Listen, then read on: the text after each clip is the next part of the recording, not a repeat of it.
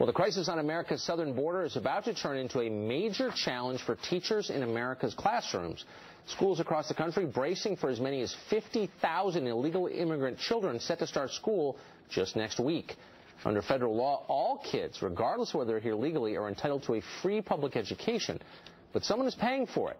We'll find out who. Joining us to discuss, Texas Congressman Louie Gohmert. Congressman, thanks for coming on this morning. Always good to be with you. So I don't get any sense the administration is even thinking about who is going to pay for this, who is going to pay for it, and what's it going to cost. Well, it's going to cost the local and state taxpayers who it's going to cost. And you got to understand, when the president's worked on a plan, a strategic plan to deal with ISIS, he spent so much time on that, or not, that maybe he didn't have enough time to think about education. But you think about it, he calls it a dreamer bill, what he had proposed, but it's more of a nightmare.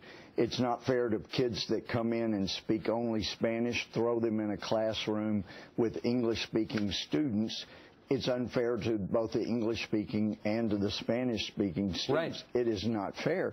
And not only that, Texas is having to go back and basically you got to speak Spanish to teach English in a school. It is incredible the amount of cost that's being shoved onto the Texas schools. Well, it's a scam in a lot of cases. Immigrants know that once they enroll in school, it's much harder to deport them, so there are a lot of people pretending to be kids who aren't. Wait, listen to Judith Flanagan. She's the mayor of Lynn, Massachusetts.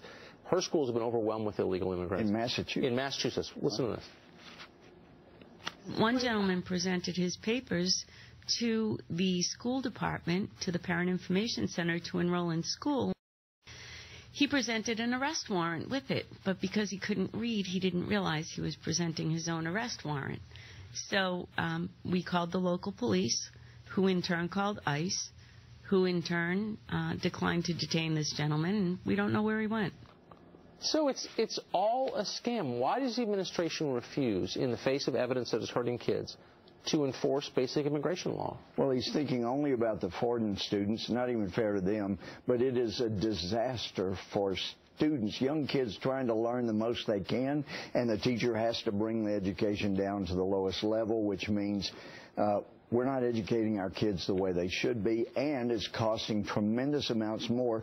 And, you know, we don't want to be unfair. Just because a student has gray hair doesn't mean they're not necessarily the teenager they claim to be. But, you know, of the 100% of the kids coming in, of the people coming in, only about 20% are claiming to be children.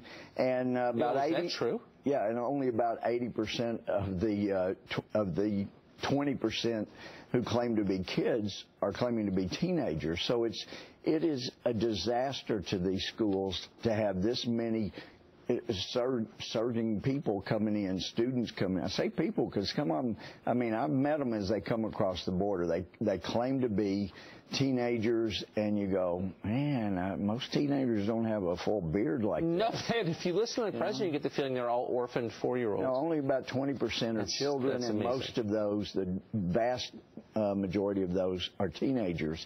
And it isn't fair to the local students. It's not fair to the schools, and we bear the cost of the president dreaming. I think he's daydreaming. I don't think it's a dreamer bill. It's a daydreamer.